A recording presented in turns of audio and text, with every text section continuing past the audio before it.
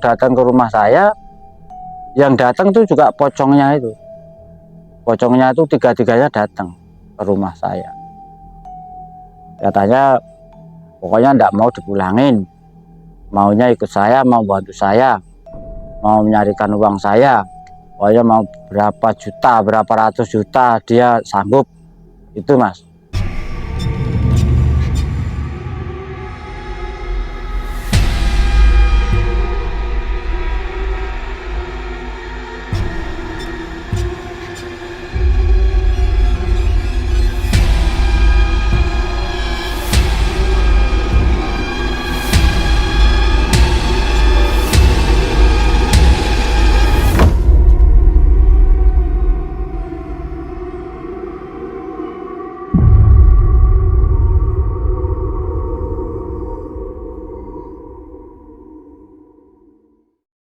Sobat Ekspedisi Kang Odeng, pada kesempatan kali ini kita ditemani oleh seorang narasumber yang bernama Pak Thohir. Pak Thohir akan berkisah di mana Pak Thohir pada tahun 2020 melakukan ritual di Alas Purwo, yaitu di Gua Mayangkara, dan mendapatkan sesuatu benda. Jadi lantaran Pak Thohir mendapatkan sesuatu harta. Kita sambut narasumber kita. Assalamualaikum Pak Thohir. Waalaikumsalam warahmatullahi wabarakatuh. Gimana, sehat Pak? Alhamdulillah sehat Mas Odeng. Alhamdulillah. Itu awal ceritanya gimana Pak? Kok katanya Bapak itu pernah mendapatkan sesuatu benda apa keris lah ya? Kok sampai menjadi lantaran mendapatkan harta di situ? Pada tahun 2020 Kang Odeng, saya itu susah-susahnya orang hidup, ibaratnya mau makan aja nggak bisa. Saya belain apa itu namanya bikin godongnya ikan, tempatnya keranjangnya ikan itu, sampai semalaman saya tidak tidur. Saya pengen keluarga saya makan. Habis itu saya ini mikir di mana ya ada, ibaratnya ada pertolongan, ada tempat apa yang memang menghasilkan pekerjaan. Saya begitu Bang Ode. Terus saya punya minat dengar katanya ada Alas Purwo. Saya langsung ke Alas Purwo ya. Saya bawa saji, bawa dupo segala macam. Saya di situ ritual. Begitu saya ritual di Alas Purwo, itu pertama di Gua Istana. Begitu di Gua Istana, saya di situ semalam. Saya dapat firasat, saya suruh ritual di Mayangkara. Waktunya ke Mayangkara itu jalannya naik tangga tinggi sekali, guanya di atas. Nah, habis itu saya di situ ritual lagi ya Mas. Begitu saya ritual lagi, terus saya selama tiga malam saya di Mayangkara, saya ritual di situ, dapat firasat yaitu suruh ke gua pertama, katanya saya suruh ke gua pertama, ibaratnya nepi di gua pertama itu, langsung saya jalan ke situ Mang. Begitu jalan ke situ, ada suatu benda yang disuruh ngambil saya. Itu ada suatu benda yang di atas kepala saya, guanya itu kecil, di atas kepala saya ini ada putih, ada warna putih. Langsung tuh saya ambil Mas. Begitu saya ambil, itu benda kayak tombak tapi kecil segini Mas. Yang bawahnya itu bulat tapi yang di atas itu segi empat. Nah itu. Lah begitu itu apa yang ini yang saya suruh ngambil. Saya bilang gitu. Habis itu saya ambil Mas, saya saya taruh di depan saya. Waktu itu saya masih ritual lagi, ritual bawa saji, bawa segala macam di situ, ritual Jawa ya, namanya orang Jawa. Sebisa-bisa saya ritual saya minta permintaan saya ya, ya namanya orang Jawa mas, orang nggak tahu, yang penting saya minta petunjuk lah, ibaratnya minta petunjuk jalan rezeki dari mana ya. Ya kalau memang ini jalan rezeki dari saya, waktu itu benda itu saya bawa pulang, itu saya bawa pulang tuh mas. Begitu saya bawa pulang, di rumah itu keluarga saya itu tidak ada yang ibaratnya tidak ada tentremnya ya. Istri saya bingung, anak saya tidak diem-diem nangis. Nah itu saya bingung juga itu mas. Bingungnya gini, saya bawa benda ini, apa masalah saya bawa benda ini kok terus keluarga saya tidak ada tentremnya, ibaratnya anak tidak bisa tidur, anak tiap hari nangis, terus istri juga kayak orang kebingungan, saya bilang gitu. Terus begitu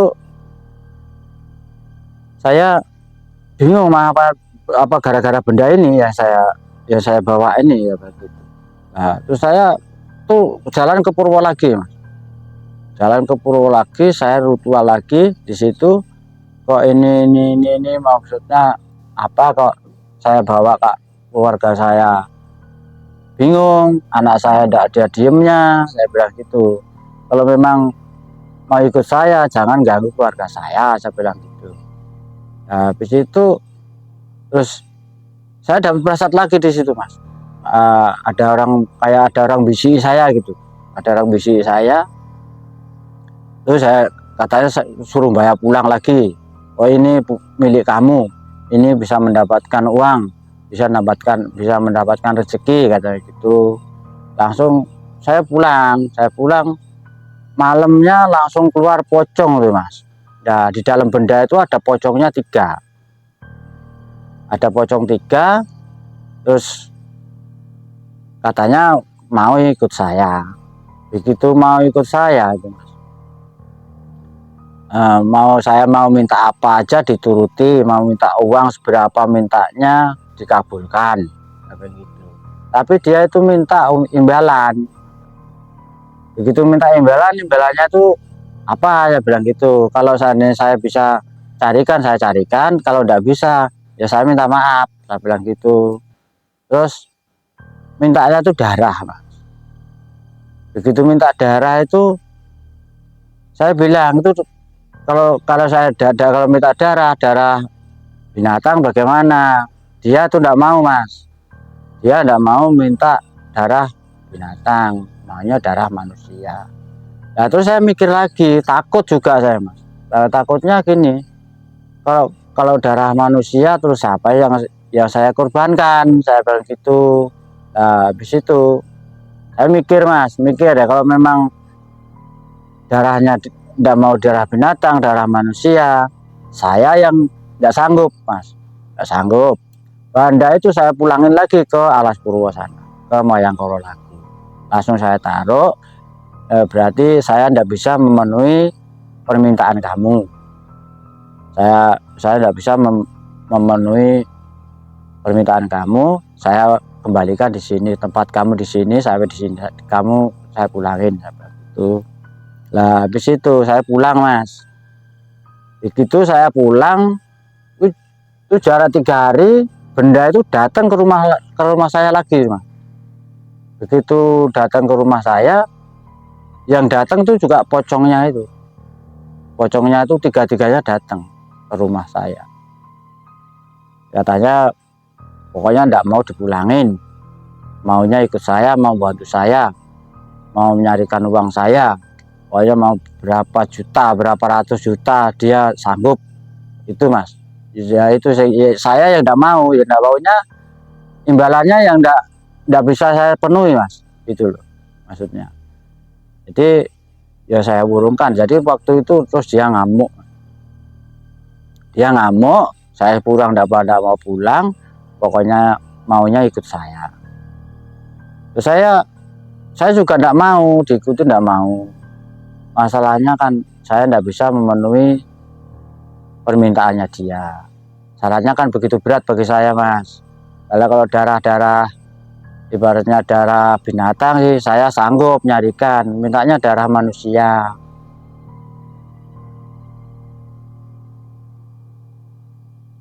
Nah, begitu ke rumah saya lagi, saya bingung. Masalahnya dia ngamuk. Jadi saya ketakutan, saya lari-lari kemana dikejar, lari-lari kemana dikejar. Sampai saya bingung. Pokoknya pikiran saya sudah gelap saya, Mas. Saya mau bagaimana, gelap pikiran saya, bingung gitu. Pikiran pengen mati gitu. Sampai saya lari-lari, begitu lari-lari saya ke ladang, lari-lari ke ladang. Begitu di ladang itu ada suatu sumur, ada sumur di tengah ladang itu.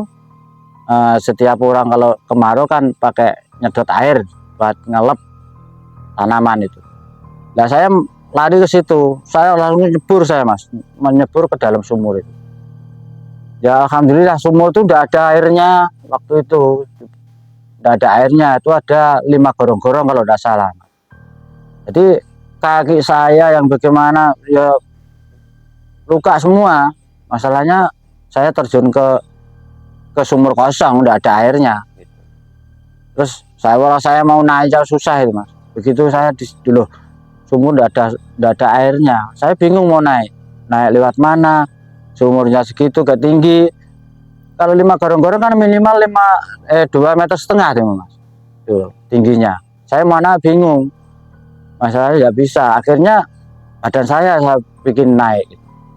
Nyeret naik. Akhirnya sampai atas. Langsung saya pulang pas maghrib. Saya pulang terus sama saudara saya diajak pulang. Bingung nyari saya juga waktu itu. Saya diajak pulang. Sampai rumah bingung juga saya. Bingungnya itu benda itu masih di situ. Nah, akhirnya saya tawarkan sama saudara, kalau mau benda ini pegang, Pak, saya tidak kuat, saya bilang gitu. Ini kalau seandainya Bapak mau, saya kasihkan Bapak, ini saya dapat saya di Purwo. Itu ini dia mau membantu apa saja mau katanya, saya bilang gitu. Cuma saya tidak sanggup membawa, saya bilang gitu. Langsung saya kasihkan saudara saya. Ya masih sekarang masih ada. Setelah itu saya kasihkan saudara saya itu, Kang Uceng. Saya kasihkan saudara saya itu kira-kira jarak berapa hari itu datang lagi ke rumah saya. Begitu datang tuh bawa uang, tiga-tiganya itu 03 tuh bawa uang ditaruh di meja tidur saya. Waktu itu saya juga bingung, ini uang dari mana, ini kok ini juga uang asli, ini uang ini ratusan semua. Saya pikir ini uang mainan. Saya lihat-lihat bukan uang mainan, ini uang asli ini. Saya bukan mimpi saya ini, Mas. Saya asli, saya ibaratnya uang itu saya pegangin uang itu. Tapi tiga-tiganya yaitu bawa uang semua. Itu ada 300 jutaan itu, Mas. Orang tiga itu bawa uang segitu. Tapi itu minta darah gitu loh. Tapi tak imbalan darah. Begitu minta imbalan darah, saya bingung. Bingungnya gini, darah dari mana? Terus saya menghubungi teman saya pengen beli darah di rumah sakit. Nah, saya beli 1 kantong di rumah sakit. Begitu saya beli darah itu saya kasihkan, saya taruh di benda itu, saya taruh di atasnya darah itu. Terus darah itu bukan darah lagi, Mas. Jadi warna merahnya itu tidak ada. Nah, langsung pindah warna darah itu sepertinya kayak minyak goreng. Jadi anehnya di situ. Jadi saya juga bingung. Lah habis itu tuh minta lagi tuh, Mas, minta lagi, minta darah. Orang 3 itu minta satu kantong, jadi saya harus beli 3 kantong. Habis itu saya bingung mas, bingungnya gini, saya kira keluarga juga tidak ada masalah, tapi bingung mikirnya ya ada uang segitu banyak itu, bingung, kayak orang stres sampean. Jadi akhirnya yaitu saya carikan lagi, begitu saya carikan lagi kayaknya tidak terima gitu loh mas, nggak terima. Nah, begitu nggak terima ya udah langsung saya putuskan ya saya tidak mau dah uang ini. Pada uang itu ada 300 jutaan lebih bisa. Jadi imbalannya juga minta itu. Saya kalau saya suruh minta darah terus kan saya yang bingung. Bingungnya gini, tiap ngasih uang minta darah, siap ngasih uang minta darah. Ya benar saya bisa kaya ibaratnya, bisa kaya, tapi kan darah dari mana kok terus mintanya darah O sih mas. Kalau darah lain-lain tidak mau, darah O kan susah gampang. Terus jadi udah akhirnya saya juga memutuskan tidak mau, tidak sanggup. Kalau beli darah itu di rumah sakit kan harus ada resep dokter, itu gimana belinya dulu? Nah makanya itu mas, saya tidak sanggupnya gini. Pertama saya beli dapat 1 kantong dapat, terus saya mau beli lagi mintanya 3 kantong mas. Itu harus di rumah sakit harus minta resep dokter. Saya kan tidak bisa ngasih resep dokter mas, salah saya tidak sakit, saya bilang gitu. Oh dulunya temennya yang bisa ya? Iya, yang ngasih temennya teman saya. Terus kenapa pak? Maksudnya kenapa nggak mau pak? Kan nggak ada tumbal ya? Anak sampan kan nggak apa-apa ya? Nggak apa-apa. Anak bapak berapa? 1 pak. 1 ya? Ya. Kan nggak sakit nggak apa ya? Nggak. Kan cuma minta darah bisa dibelikan ya? Iya. Tapi ya kenapa bapak nggak mau? Ya itu mas, beli darah yang susah itu mas.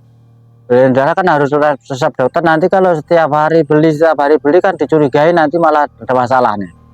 Nah gitu. Terus yang kutanyakan gini pak, dulu pertama di Alas Purwo itu siapa yang bimbing, apa bapak kesana sendiri?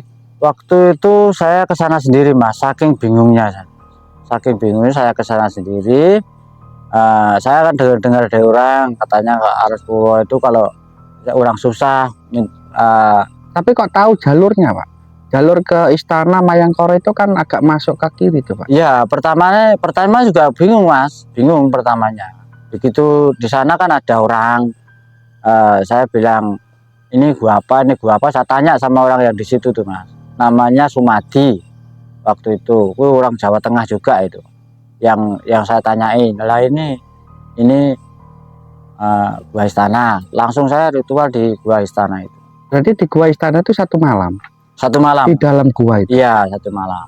Bapak membawa sesaji, bapak emang sedikit banyak tahu lah ya untuk ritual ya, tahu ya? Iya, tahu. Terus dari situ ke Mayangkara? Ya, itu katanya saya di situ dapat firasat mas, kayak ada orang bisik gitu, ada orang bilang harus kamu bertapa di Mayangkara. Padahal saya Mayangkara itu belum tahu mas, waktu itu belum tahu. Terus saya nanya sama orang di situ, kalau gua Mayangkara sebelah mana pak? Saya bilang gitu. Oh sebelah sana mas, naik tinggi, naik tangga. Nah habis itu saya cari itu gua Mayangkara. Itu sendiri pak ya? Iya sendiri. Terus ketemu di Mayangkara itu berapa hari di sana pak? Waktu itu di Mayangkara 3 hari mas, 3 malam. 3 hari 3 malam. Iya 3 hari 3 malam. Itu bapak itu puasa apa gimana? Ya puasa mas, namanya di situ udah ada orang jualan. Puasa lah ya. Iya puasa ya. Terus di atasnya itu pak ya? Iya. Naik tangga itu ya? Iya di atas naik tangga. Waktu itu saya ritual di situ di luar. Waktu itu di luar mas, ritual di situ. Di bawahnya apa di atas? Di atas. Di atas. Iya di atas. Kan naik tangga dulu. Iya kan? Naik tangga. Masuk di dalam itu. Iya. Ritualnya di sisi mana pak? Sebelah kiri tangga naik. Sebelah kiri tangga naik. Iya. Itu kan ada tempat ritual ya. Iya. Ada tupa-tupa di situ banyak. Iya. Aku tuh ritual di situ. Terus saya dikasih firasat suruh ke gua pertama. Gua Istana lagi. Betul. Gua apa namanya, gua Mayangkoro, tapi yang gua yang pertama. Arahnya turun gini mas, arahnya yang turun ke ya, bawah itu gua pertama turun. Begitu saya masuk di situ ritual lagi di situ mas. Saya begitu ritual di situ, katanya saya disuruh ke sini, ada apa, ada benda katanya gitu. Nah habis itu saya semedi di situ mas, itu di atas saya itu ada benda itu tadi. maksudnya di dinding apa? Iya di dinding tanah kan itu mas. Iya, nempel apa Iya gimana? nempel waktu itu. Sudah kelihatan bendanya? Ya kelihatan putih gitu. Langsung saya pegang, saya pegang waktu itu kan gelap, padahal gelap mas. Waktu saya pegang, saya bawa naik lagi, terus saya di tempat ritual itu saya lihat kayak tombak tapi kayak payung ya gitu. Yang di bawah itu bulat, yang di atas itu kotak Di ya. kotak segi empat. Terus di atasnya lincip. Ya gitu. Modelnya seperti payung gitu mas. Ya. Terus bapak itu melihat pocong itu di dalam mimpi apa wujud bener pak? Asli itu mas, keluar dari itu tadi, benda itu tadi, keluarnya dari situ. Asal keluar langsung gitu? Iya keluar langsung. Jadi langsung dialog bisa pak? Iya. Langsung nggak ngomong, kalau ngomong secara langsung nggak bisa ngomong secara langsung, cuman lewat firasat gitu. Oh lewat firasat. Ya. Tapi dia nggak ngomong apa-apa pak? Tapi bapak tahu yang dia ingin. Iya. Katanya kalau bisa mengikuti menuruti keinginan dia, saya mau minta apa aja dituruti gitu. Terus anehnya gini, kenapa bapak kok sampai lompat ke sumur tadi? Ya, saking takutnya mas waktu itu. Takut melihat si pocong apa gelisah apa gimana? Ya takut melihat pocong tadi mas. Masalahnya saya kemana-mana dicari, diikuti ya, dikejar terus. Masalahnya minta darah itu tadi mas. Oh dia minta tebusan apa minta makan lah ya? Iya minta makan.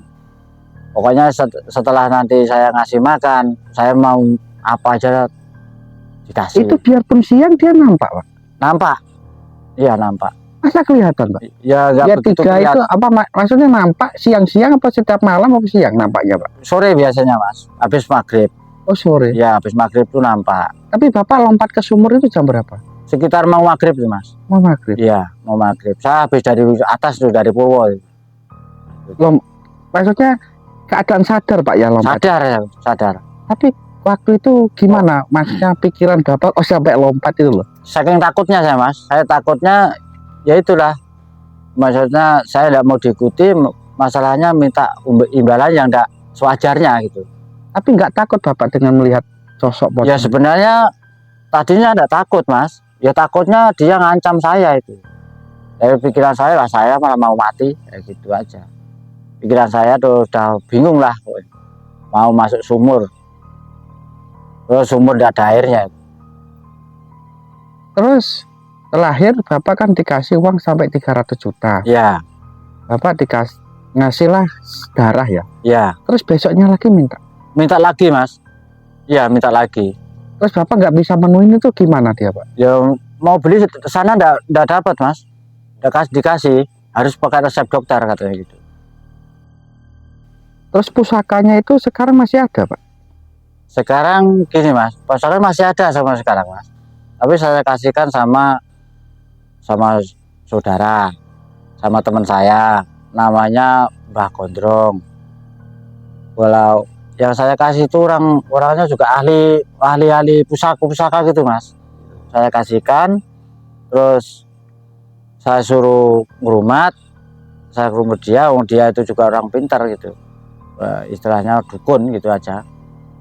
Langsung sampai sekarang enggak ini mas, nggak kembali lagi? Enggak kembali lagi. Ya. Berarti di sana masih ya? Ya masih di sana. Ya kembali lagi, terus saya hidup juga tenang, biarpun uang itu sudah habis mas. Buat apa uangnya itu? Buat bayar utang itu mas, semuanya. Waktu itu kan memang uang asli itu mas, uang asli saya buat bayar utang. Begitu saya utang saya banyak waktu itu.